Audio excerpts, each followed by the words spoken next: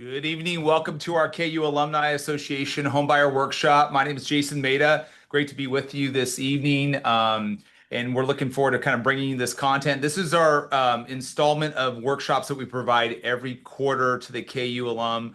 Really excited to be able to bring this content to you. This is going to be a very interactive session. So as I go through tonight's session, really encourage you to ask questions of us. You can either use the Q&A function or the webinar chat within Zoom, and then we'll make sure we get those questions on air or answered on air for you. We're also recording tonight's class. So if you get a step away from your computer or whatever, we can make sure that you get the link to this class. In fact, we're going to send out all the material from tonight's session tomorrow in email. So we're going to provide all the slides from tonight as well as the recorded link up to our YouTube channel for tonight's class. Now, this is something that we do, like I said, quarterly. We're trying to provide great resources and tools to help you on the path towards homeownership. This is probably going to be one of the biggest financial decisions you decide to make. So we want to make sure that you understand all your resources that are available to you. We've been able to, and we're grateful to be able to help some of your fellow KU alum purchase homes in the market. And so, we hope that you'll be able to take us up on this opportunity to help support you on this journey towards homeownership. Well, my name is Jason Maida. I'm going to be your facilitator tonight. I work for an organization called American Pacific Mortgage, or APM. We're the 9th largest lender in the country, and we're proud to be one of the top producers in the country. And we do that by providing our platform of education to home buyers to help them on this journey towards homeownership. We do specialize in first-time homebuyer programs. So depending on where you're going to purchase in the country, there are first-time buyer resources that we can support you with, as well as some of just the basic financial lending options that are available to you, or as a first-time buyer or even a second or third-time buyer. Now, tonight's class is very interactive. So as I go through our slides, encourage, like I said, ask some of those questions of us. This is some of our talking points for tonight. We're going to look at the housing market, kind of what's happening from a housing perspective, dive into interest rates, some projections around where we're seeing interest go this year, and a lot of exciting news around interest rates. So I think, we're starting to see some movement or some downward pressure, I guess, if you will, on interest rates. We'll talk a little bit about buying versus renting. We're going to run you through one of our calculator tools to show you kind of how we frame up the comparison of continue to rent versus what it could look like from a buying standpoint.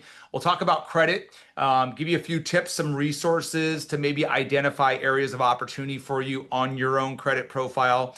Some of the programs, like I mentioned, that are available to you as a future buyer, give you some terminology that you've probably heard before, but kind of tie it all together for you. And then we'll walk through savings for homeownership. That tends to be one of the bigger challenges for most of our buyers is, how do I save up enough funds to help me on my path towards homeownership? So we'll talk a little bit about some different tools that you can have in your resource chest, if you will, of different ways to help save for homeownership. We'll talk about first-time buyer programs, the workflow of buying a house, and then after class, kind of what does it really look like in terms of next steps for you. All right. So that's our plan for tonight.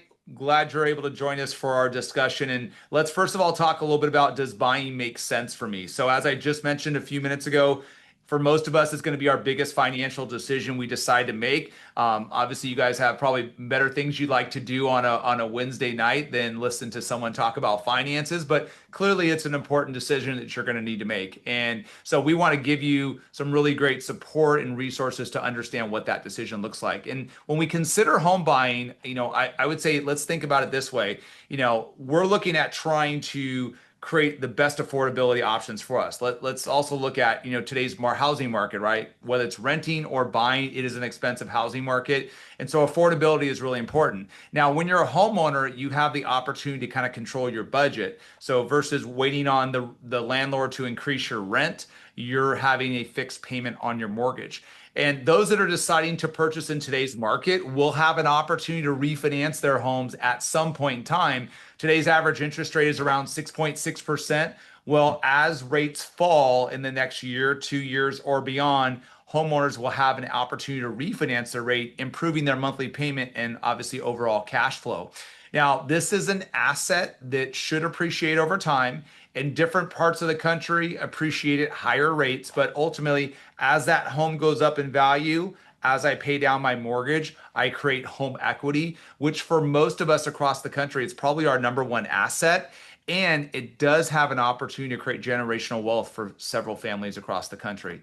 And then the last thing I would just point out when we think about framing up buying versus renting is, the tax benefits that come along with owning a home. In fact, I was just talking to one of our clients just now about comparing different options of continuing to rent or buy, and the benefits that can come along with owning a home, like potentially tax deductibility of interest on a mortgage. And if I decide to make energy improvements on my home, those also could be potentially tax deductible. So I would encourage our class, try to factor all those benefits into the equation when we think about home ownership.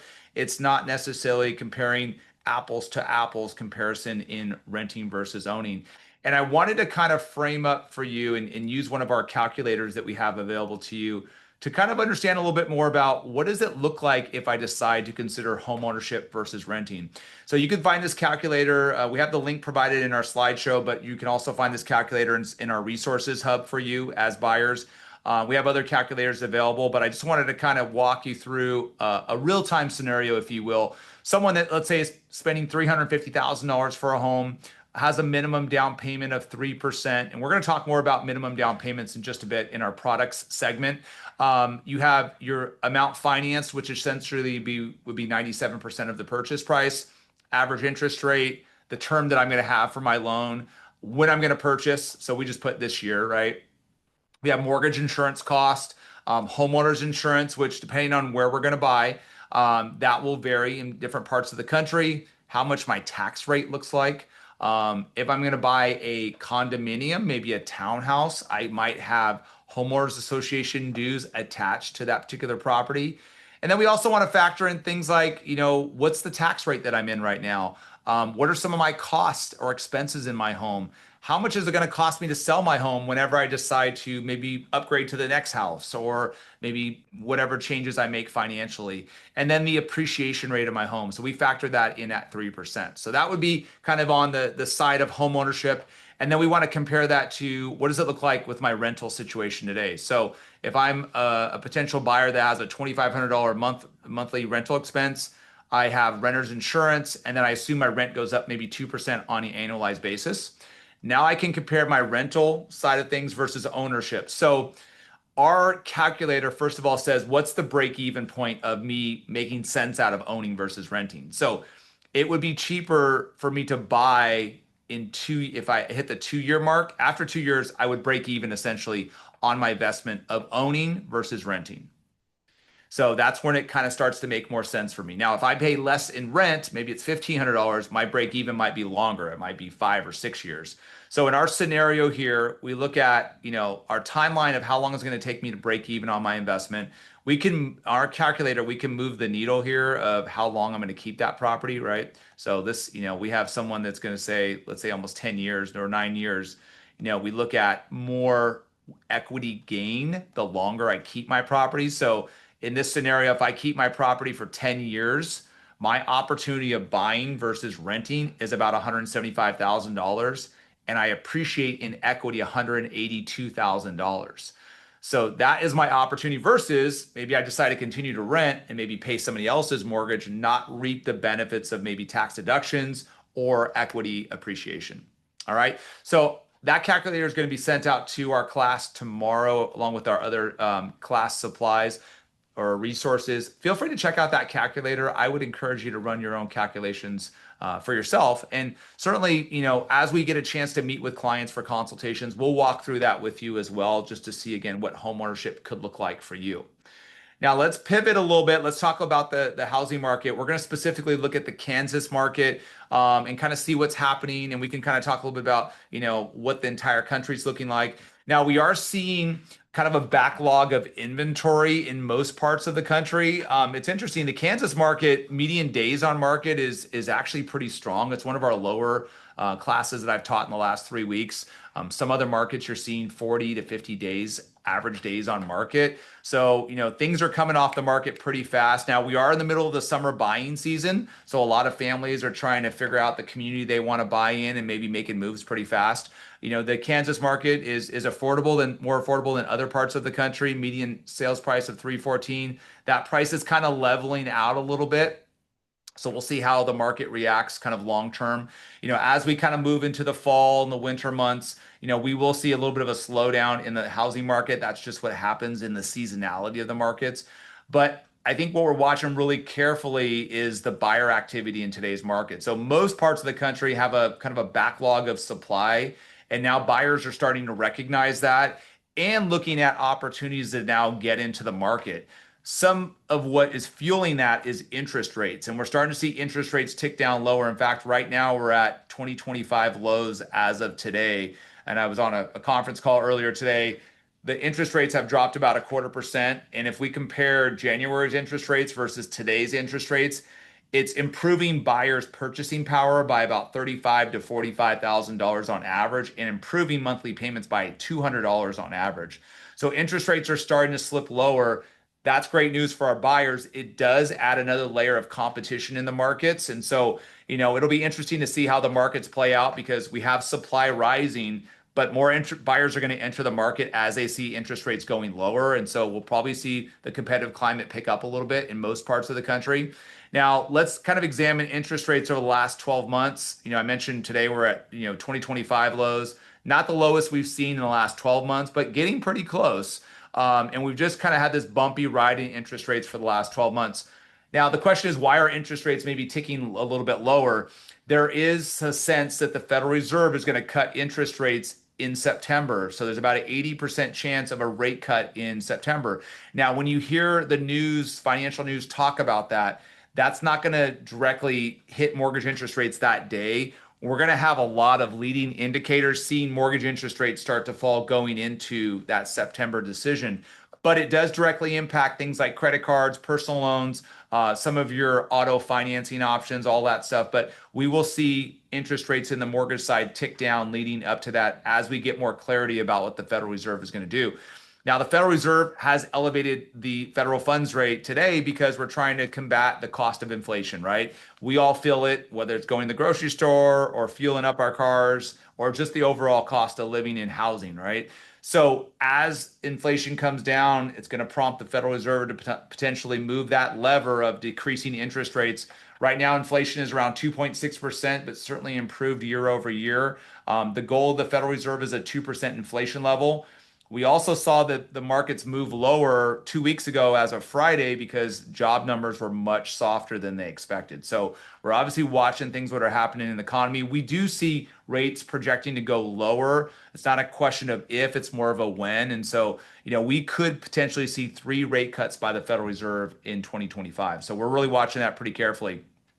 Now, over the last 20 years, you can see the cycle of interest rates. And so, we're not in this same level for a long duration. Interest rates will cycle.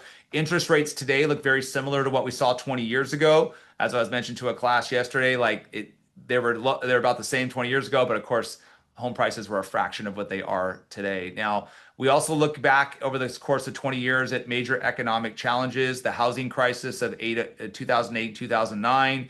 We have this gray bar here representing the pandemic. I will say, and I like to comment on this in our classes, a lot of buyers that I consult with ask me about when are we going to return to the pandemic interest rate levels of 2.5%. And, the reality is we probably will never get there. And hopefully we don't, because that means something that's probably pretty big has happened globally to push interest rates that low. But on average, we generally see interest rates in those high 4s to low 5s level. That's kind of a pretty good benchmark of what we see on historical averages. Now, interest rates are not the same for all buyers. There's various characteristics that go into interest rates, things like credit scores, eligibility on a program, the type of product I'm going to elect, how much I decide to finance, what my down payment looks like. Am I going to bring down my interest rate with additional expenses? We call those points. So usually when I decide to pay down my interest rate, I'm basically paying more money out of pocket. Usually 1% of your loan amount will equate to about a 0.25% reduction in rate. But it does have about a 3 to 4 year break even period. I don't recommend buyers doing that because there just doesn't make a lot of sense in today's market, because most clients that are buying today are probably going to turn around and refinance in a couple of years. So we don't really want to have a lot of investment to bringing down a rate that we really won't keep long term. And then the term of my loan will also affect interest rate as well too. So the shorter I can make the term of my loan, the more improved my interest rate will be. Now, as we get a chance to meet with clients and design their own home buying plan, we're going to figure out what the right fit is for you from a product perspective and obviously term, because the term of my loan will drive the monthly payment that I have on my mortgage. All right. Now, one of the bigger aspects that makes up interest rate is credit score. And every product that we offer has a minimum credit score requirement. Now, I put those scores up on this slide here so you can see those minimums. And so, it is our goal to identify areas of opportunity for our clients, because the higher we can get credit scores, the less expensive the cost of financing is going to be, which in turn means lower monthly payments for us, for our clients. Now, when we look at credit from the lending perspective, we do examine the credit scores from all three agencies. So those agencies are TransUnion, Equifax, and Experian. We do take the middle credit score of all three agency reports. So if my highest score is 760, my lowest score is 740, or my middle score, sorry, is 740, and my lowest score is 720, we're going to take 740 for the score in evaluating my product, my interest rate, maybe the cost of mortgage insurance. So we always look at the middle score of the borrower. Now, if I have a partner that's also going to join me in my financing, and my partner scores are 700, 680, and maybe 660, so we have that 680 middle score, the 680 score is what we'll use from a qualifying perspective. So that's important to understand, because that could impact my interest rate going lower, because we're looking at a 680 score versus a 740 score. Could change the product that I'm going to elect as well. Now, if you've had any past challenges on your credit, those challenges are really going to show up as the impact in score in the most recent 12 to 24 months. So if I had a late payment on a Discover card back in October of 24, we're still inside of 12 months. So I'm probably seeing some effects in my credit score. But as I move further away from the date of the event, then I'm going to start to see improved numbers on my credit score. Now, that late payment will last at least 7 years, but in terms of how it shows up in the impact in the score is usually in the most recent 12 to 24 months. This is a little matrix I wanted to kind of pass along to you that kind of shows you how long negative items will show up for you on your credit report. So my example of the late payment, you can see it's 7 years or less. So as I get further away from that event, whatever the case may be, then I'll start to see some improvement in my credit score. Now, inquiries will also impact my score. So I want to be careful that I don't have too many people looking at my credit score. And we'll talk more about that as we evaluate the weighting of credit. Now, there are 3 different models to credit scoring. There's the credit card model. By the way, that's used for some of your monitoring services that you use today, like maybe Credit Karma. There's the auto financing model, and then there's the mortgage or housing finance model. Of course, we're going to look at the housing model when it comes to evaluating financing for our clients. And so here's what that looks like. So if we look at the first weighting, which is 15% of the score, it has to do with length of credit. So the more mature my credit file is, probably the higher my credit score is going to be. 20% is going to be how much credit am I trying to get access to? So am I trying to open up a bunch of new accounts? Do I have new inquiries that are showing up on my credit? That is going to have a 20% impact to my score. Now, one of the things that we do a little bit different with our team here at APM is we actually do a soft credit inquiry. And the reason why we do that is because it allows us to identify what the credit looks like, but it doesn't impact the client's credit score. So that's one of the things that we can design a home buying option for you without hurting your credit score. So whether you're trying to buy next month or next year, you can at least have a home buying plan built for you without hurting your credit score. 30% is going to be around revolving a credit. So we call this credit utilization. That's probably the biggest area of opportunity for most clients that we work with, because we're looking at how do we manage down credit card debt. So for example, if I have maybe $15,000 in outstanding credit limits that are available to me, and I have $10,000 in outstanding balances right now, my limits or my balances are running, right around 60, 65% utilization of credit, maybe 70%. I want to try to move the needle down on those outstanding balances. And so ideally, we want to, first of all, start by getting those balances below 50% of the credit limits, so $7,500.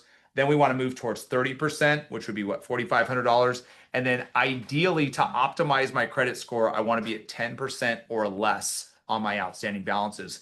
Here's a tip for our class tonight to help you with managing credit card debt. There's two important dates on your statement. There's a billing cycle date and a due date. When you look at the cycle date, that's your activity on your credit or your credit card for the preceding 30 days. So your debits, purchases you made, the credits you made from payments. So at the end of that billing cycle date, they send out your information to the credit agencies. So my recommendation for class tonight is if you can start paying down those credit cards before the end of the billing cycle date, what you're going to do is you're going to lower your balance before it reports out to the agencies and get a much higher credit score because your utilization is much lower. All right. So that's around 30% of the weighting of the score. The other component is payment history. So I'm looking at how have I paid my bills. So the more significant the late payment, the bigger impact I'm going to have to my credit score. Late payments are measured as 30-day lates, 60-day lates, and then 90-plus day delinquencies. Again, as I mentioned earlier, in the most recent 12 to 24 months is where that's going to really impact the credit score. Now, as we look at credit, we're going to identify, other debts that are out there on the credit report, things like student loans, right? And so in this part of our class, we just like to kind of talk through student loans a little bit because, through our alumni associations we have across the country, inevitably our clients are going to have student loan debt that we need to talk through. Now, some of you are coming back online with federal student loan debt in repayment. And so if you're on an income-based repayment program, let's say you have $75,000 in student loan debt and your income-based is $250 per month, I can use that in qualifying for your mortgage. Now, if you're back in school and now you have a deferment or you're on forbearance because you haven't entered a repayment status, then we still have to use a minimum payment for qualifying. So if you're going to look at an FHA loan, which we'll talk about the characteristics of FHA in a second, but that's a federally insured loan, I would have to use 0.5% of those balances or $375 per month as the monthly payment. On a conventional loan, I would need to assess 1% of the balances or $750 per month for qualifying on a conventional loan. That's if we are not back into repayment on that particular debt. So the kind of the takeaway here is, the forbearance deferment, it does not require you to make a payment, but if you are applying for home financing, we are then going to have to count a minimum payment for qualifying. Now, the reason why we have to do that is because every loan program has guidelines or underwriting guidelines that are attached to that. And so they, say, okay, based upon these guidelines, this is how we have to calculate outgoing or student loan debt.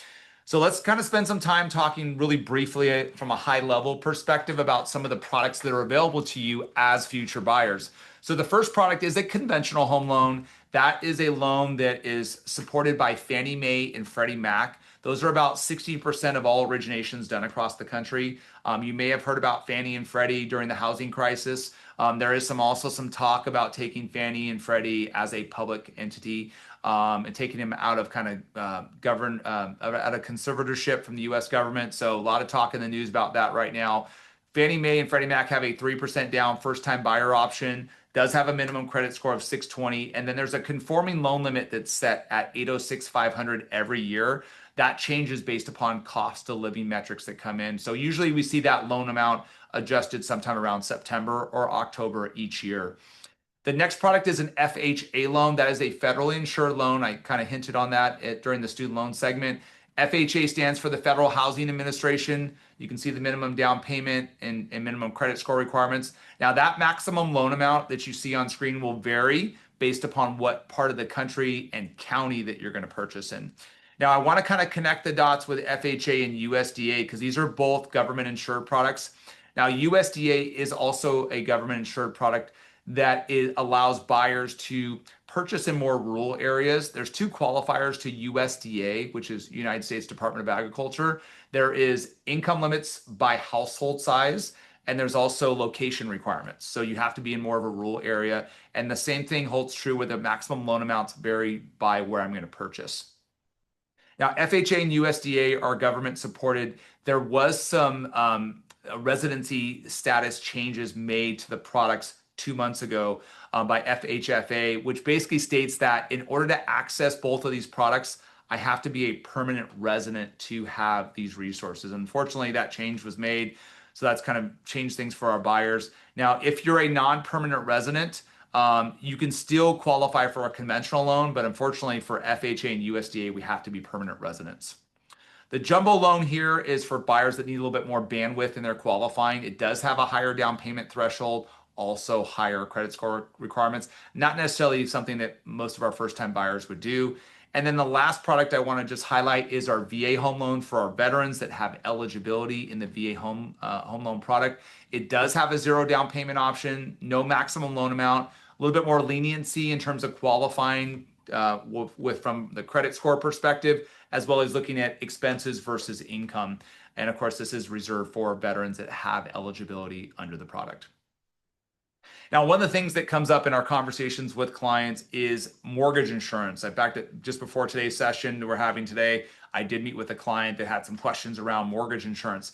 Now, we're going to talk a little bit about PMI, which centers around a conventional loan, and MIP, which is for an FHA loan. Now, PMI stands for private mortgage insurance, and MIP stands for mortgage insurance premium. Both mortgage insurances essentially provide insurance to the lender against any type of default or challenge that the buyer might have on their financing. Now, it is paid for by the buyer, and it looks a little like this. So if on a conventional loan, it is based upon some risk factors. It's based upon down payment, my credit score, and how much I decide to finance. So the higher my credit score is, more I put down, the less cost I'm going to have in my mortgage insurance. Now, one of the benefits on a conventional PMI scenario is I do have a cancellation option that once I reach 20 to 22% equity position and I have 2 years in my loan, I can apply to have my mortgage insurance canceled. All right. Now, one of the misconceptions around mortgage insurance, especially for conventional loans, it's going to be super costly. And it really isn't that bad when you start looking at the formula for this. And for those of you that have started doing your home search on Zillow or maybe Redfin, these PMI numbers will look a lot less than what you'll see in some of those search sites. So if I bought a home for, let's say, $300,000 and I had a 740 credit score and I'm putting 3% down, that premium is going to be about $92 a month. Okay, so not super costly. As I can push my credit score higher, as I can put more money down, of course, we'll see that premium lessen. Now, on the FHA side of this, there's the FHA component, which is government insured. There is 2 requirements to mortgage insurance. There's monthly mortgage insurance, which is paid at 0.55% of my loan amount. And then there's upfront mortgage insurance, which is 1.75, but it gets added into my total amount financed. Now, different than a conventional loan, FHA does not have a cancellation option. So the only way to cancel my mortgage insurance is to refinance out of the FHA loan into more of a conventional product. Now, if we look at the FHA calculation, take that same $300,000 loan amount, my upfront premium is going to be about $5,200 a month. So now I'm financing a little bit more money. And then my monthly mortgage insurance cost is $137 per month. So, from an expense perspective, FHA is going to be more costly than the conventional loan. But not all of our clients can qualify in the conventional product because the FHA product does have some leniency when it comes to credit score minimums, which you saw earlier. Also a little bit more flexibility, like an example I made about maybe a late payment that I've had in the past. That'll be easier to overcome with an FHA product as opposed to a conventional home loan product. Ultimately, it's our job to kind of talk through your goals around home ownership and figure out really what's the right product match for you. But that hopefully gives you a little bit of insight of what like mortgage insurance can look like for you as a prospective home buyer. Now, we're going to talk a little bit about income for qualifying or employment. And, it's a conversation I have with a lot of our clients because we're trying to figure out, does my income support my buying power? Or maybe I'm new on my job and I'm just trying to figure out, is my income allotted or allowed, I should say, in financing? Now, before we get into some different scenarios around employment and income, I did want to pass along some general documentation requirements. So these are some of the things that we would ask for from you as you start pursuing home ownership and looking at your options. So we generally want to kind of figure out or validate the last 2 years of income history as well as asset history. So that's what you kind of see on screen here. Now let's talk a little bit about income eligibility. Now, we generally have to evaluate the last 2 years of income for a client, but that also includes educational background.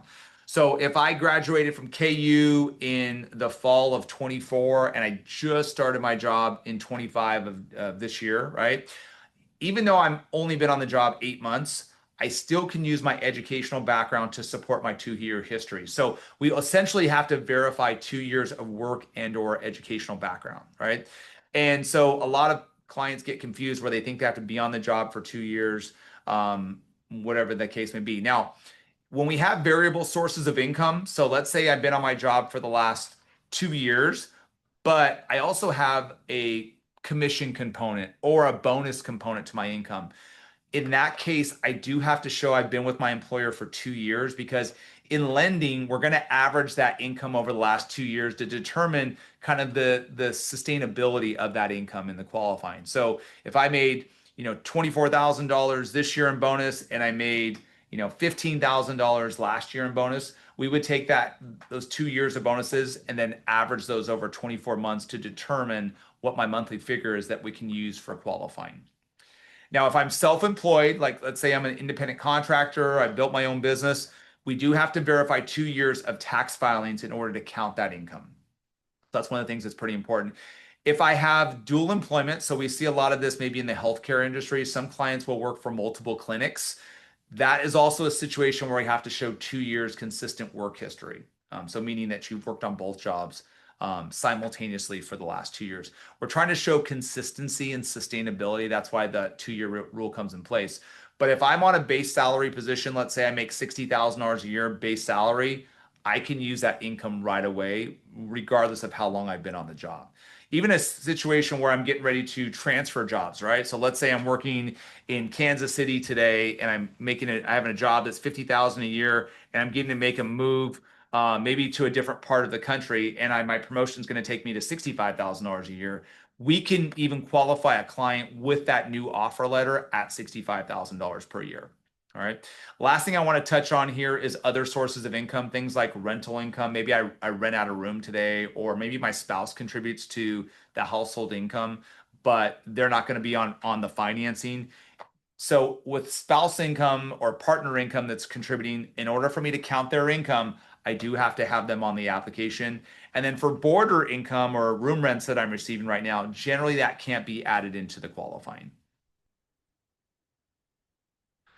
All right, now I want to kind of just close the loop on income and just talk a little bit about expenses versus income. So one of the calculations we use, it's called debt to income ratio, where we analyze existing expenses as well as projected housing expenses with your new home purchase versus your pre-tax income. So when we think about housing expense, that includes the principal and interest, the taxes and the insurance of my new loan. Maybe I'm putting less than 20% down, so I'll have mortgage insurance or private mortgage insurance for my home financing. And if I'm buying maybe a condominium, maybe a townhouse, maybe a community that has homeowners association dues, we'll factor that into our housing expense, right? And then we factor in also other things like personal loans, credit cards, auto loans, things of that nature. And we want to make sure that those expenses don't exceed maybe 45 to as high as 50% of that pre-tax income. So we have an example on screen here. So we have someone that's going to have a housing budget of $2,500 per month, $500 in other debt, and then their pre-tax income today is $8,500. So our debt to income ratio calculation tells us that 35% of that client's income is being consumed by those outgoing expenses. Again, we don't want that to be more than 45 to 50%, but we're going to evaluate that as part of the qualifying metric for our clients. Now, the question I get often is, well, Jason, knowing that, what do you think the right number is for me? And that varies for every client, but I will say I see the comfort zone or like an excellent level to someone that has a 36% or less expense ratio. That's generally where we see that being a comfort zone. Now, ultimately, we want to make sure whatever number we agree on as part of your consultation, that's an affordable payment level for you, and it's sustainable over time, because that's one of our two big goals in designing homeownership opportunities for you. All right, so the last topic we want to talk about as we think through homeownership and as we kind of prepare for the workflow of home buying is to think about saving for down payment. And that tends to be one of the bigger challenges for most of our home buyers. as they prepare for homeownership. Now, we're going to spend some time talking briefly about assistance programs that you have access to, depending on what state you want to buy in. But I want to kind of walk you through how we validate assets. So some of the documentation needed. We do look at assets over the last 60 days of time. So we're going to evaluate cash accounts like checking and savings accounts. You can access 401ks, 403bs, your investment accounts as well too. We just would encourage you to talk to your tax or your financial advisor before you access those assets so we don't create like some type of tax liability. And family members can also help out when it comes to gift funds. Now, every asset used in a home purchase transaction requires it to be seasoned for 60 days. Gift funds are a little bit different because a family member can transfer those funds right away. They don't have to be seasoned in 60 days. But if you just got $10,000 into your account from an undisclosed source, then we would have to show that you've had or retained that $10,000 for 60 days. Okay. So that's kind of how we look at and validate assets for the home purchase. Now, as I mentioned earlier, savings for homeownership can be a real challenge for our clients. And so I wanted to walk you through a really simple approach to savings for homeownership, whether you're looking to buy today or in the next year or two. And it looks a little bit like this. So after we meet for your consultation, let's say you feel like a projected mortgage payment that would be affordable for you is, let's say, $3,000 a month, right? So $3,000 is where I'm going to aim towards on a homeownership standpoint. Now, today I'm paying $1,500 a month in rent. And with that $15 a month in rent, I just don't have the savings that I expected because maybe I'm new in my career. I've just paid off some other debt. So what I would encourage our client to do as part of a savings plan is to start saving like you're making that $3,000 mortgage payment today. So on the first of the month, I pay my landlord like clockwork, but I also create a habit of taking an additional $1,500 and I transfer it to my savings account on the first of the month. And I do that, and in doing that, I'm going to obviously accrue money in my savings account. You know, by the end of 6 months, I have $9,000. By the end of a year, I have $18,000. Not to mention if I can put it into a high yield savings account that's paying me 3.5% interest. So that will help to build that savings. And it also helps to create that habit or that discipline of paying $3,000 a month. So when I eventually I'm on target to purchase my home, it doesn't feel like a big stretch for me to now start making that mortgage payment of $3,000 per month. All right, so that's kind of a simple approach to savings.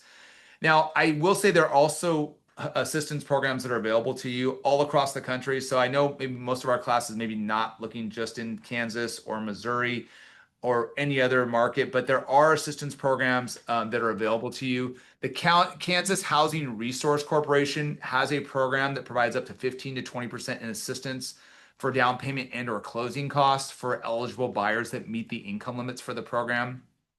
It's a 0% loan and it can be forgiven after 10 years, but it's only available in certain markets in Kansas. So if you're interested in buying in the Kansas market and it fits that particular county, let's talk about that as a potential resource for you.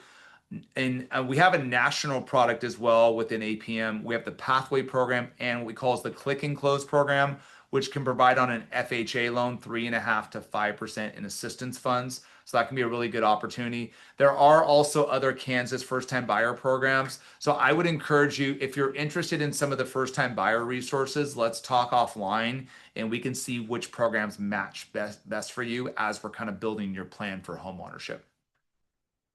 Now, as we kind of near the end of class, I wanted to kind of walk you through the workflow and really next steps from our session today in class. One of our biggest next steps is we hopefully get a chance to connect with you for a consultation. And that's a free service we provide to our alumni community to essentially design home buying options for you. And like I said earlier in the launch into class, we've helped some of your own fellow alum purchase homes all across the country. And we love to be able to help you as a graduate of our class to be able to buy your next home. So that's one of our next steps from today's class is to schedule a consultation with us. Now, part of that consultation is to not only design the home buying plan for you, but to issue a pre-approval for you so that when you are ready to take those next steps in the home search, you can start confidently going out into your respective community and start looking for homes. And that's step 2 in the process. That's the house hunting phase. We would encourage you to get connected with a local realtor that should be an expert in their market, should have some trusted resources like home inspectors, have a good sphere of influence that can maybe have a like kind of a watch out there of properties out there that maybe fit your criteria. of community and all the different aspects of the community that you're looking for. That house hunting phase has a varying timeline for our buyers. It could be as short as 3 to 6 months. Sometimes it can be up to 2 to 3 years. Just depends on where you're looking to purchase. But we would encourage you to get connected with a local realtor as you begin that home search. Now, some of it starts online and then maybe moves to in person. Now, when you identify that home that you really like, then you would make an offer on that home. And if that offer gets accepted, then we move to step 3 in the process, which essentially means I have now an agreement between myself, the buyer, and the seller to purchase that home. It's now a ratified contract. Now, when that happens, you're going to get a call from us saying, hey, congratulations, you have an accepted offer. Let's talk to you a little bit about next steps. Let's get you scheduled for your follow-up consultation so we can review all your numbers and then make sure you understand some of your action items that you'll need to do as a buyer. Now, one of those action items will include making an earnest money deposit for your home, which is usually 1 to 2% of your sales price. That deposit that you make will count towards the total out-of-pocket in your home financing. And we're gonna talk more about this in just a bit, but that includes things like your down payment, as well as closing costs and prepaid items to purchase your home. So that would be kind of how we start the home buying process once we're under contract. Now, to go from step 3 to actually step 6, getting our keys to our house, on average in most parts of the country, it takes about 30 days. Now, some competitive markets, it can be as short as 14 days, but on average, it's about 30 days to go from accepted offer to getting the keys to my house. Now, after we've done that follow-up consultation with you, once you're under contract with the seller, you're going to have a real clear roadmap on what the next steps look like. Now, within that contract, there is what we call as a contingency period that your realtor will help orchestrate for you. Those contingencies allow you to do some of your research on the property. Things like getting the home inspection done, maybe getting the sewer checked out, maybe getting the well checked out if that's applicable for your property. So that's usually done in the first maybe 14 to 17 days of the contract, depending on what state you're in. As your lender, we're going to order an appraisal of the property to validate the appraised value versus purchase price to make sure that checks out. And then we're also going to get your loan approved. So again, that happens usually in the first 14 to 17 days of the contract period. Why that contingency is important is because it protects your deposit, that while you're doing that research, you're trying to make sure this home is the right financial fit for you and everything kind of checks the boxes. If it doesn't, you have that protection in your contract that you will not lose your deposit while you're in that contingency period. Now, as we move through the different milestones, step 4 is going to be the administrative functions of your loan, things like the processing and the underwriting, validating income, checking out assets, making sure your loan is all structured properly. Now, we have a note here about rate locks. Now, rates vary every day during the trading day by the minute. So one of the important things we do is that we're strategically watching the market to obtain the lowest rate for our clients. We want to make sure that we try to really manage what's going on and give you insight to what we're seeing in the markets, and so we can try to obtain that lowest rate. So once you go under contract with the seller, we're going to be watching that rate to lock in that rate, because once we lock in the rate, that fixes the rate for the duration of your loan. So for example, if someone locks their rate at 6.6% today, that's the rate that they're going to obtain for their financing. Now, step 5 is going to be the loan approval process. That's when our underwriter has approved your assets, your income, the program code, everything checks out. That's also going to bring us to the end of that contingency period I just mentioned to you. So if you feel good about all the investigative or research work you've done on your house and everything checks off, then you can sign off on that contingency. That allows us to now go into the final stages of the process.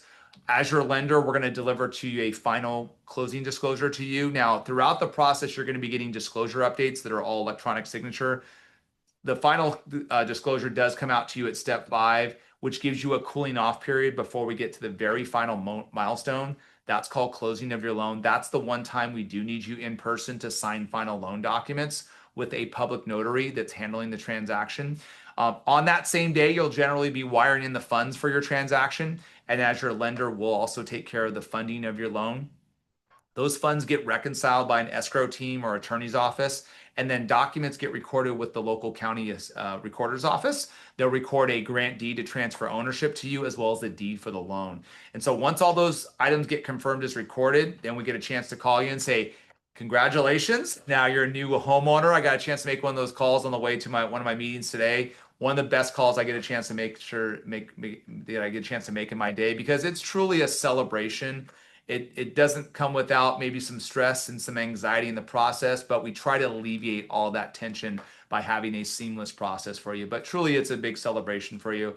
We've had, like I said, fellow alum from KU that have attended classes like this over the last year and purchased their home, and we hope that you get a chance to enjoy that journey yourself. And our relationships with our clients don't stop after they get the keys to their home. We have our aftercare program to make sure that we're staying connected with our clients. So if those refinance opportunities do exist, we want to make sure that we can present an opportunity for them that can help them save money.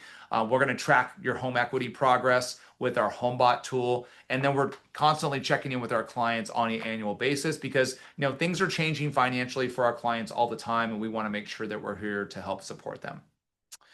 All right, couple things as we wrap up our session tonight. I just want to let you know how you can get started in the process if you'd like to. It's a very simple 3-step process. It starts with an online application. We only do a soft credit check, so you don't have to worry about your score being impacted. You will have to upload some documents for us to review, and then you will schedule a consultation, a video consultation that's at your convenience. So we meet with all of our clients across the country virtually to make it really easy for you. And we have plenty of time slots available to you, whatever time zone you're in. And then we sit down over video with me. That's a one-on-one with me for a 30-minute session, just to kind of walk through what does homeownership look like for you. And what I encourage our attendees to our classes to think about, this isn't like the pressure of buying tomorrow. It's just, let's put a game plan together so we can be prepared that when we want to act and make that financial move, that we can do that confidently. Here's what it looks like for a consultation service. Again, free service we provide to you that kind of gives you kind of the details of what we do. And we embrace technology. We can start our process on mobile, so you can apply right on mobile. You can follow the progress. You can use the calculators. We understand also technology doesn't replace the human touch. So we're very connected with our clients, whether it's text, email, phone calls, because we want to make sure that you're getting all the resources and answers really that you need. We also utilize AI to have faster response times to some of our clients, so we can also leverage that as well too in the process for you. Last thing I want to just remind you of, part of our KU alum partnership is we also discount our services in our closing costs to purchase the home. Of course, you have access to these classes anytime you want to attend. We do teach 4 classes per year. So if you have friends, family, maybe some coworkers that might enjoy attending one of these classes, you can certainly pass along the recorded class today when you get the link tomorrow, or they can attend some of our live classes. I think we have a couple more left for the KU alum this year, but there's other partnerships that we also offer similar courses to. All right, and then lastly, I just want to share with you my contact information. So if you have any questions after tonight's class, feel free to message me. Or of course, if you want to schedule a consultation, we've also provided the link there. And we love what our community says about us, and we try to celebrate homeownership on our social channels. So feel free to check out what our community is saying about us, on whether it's on Reddit or Google, or following some of the resources we put out in our socials, like on Instagram as well too.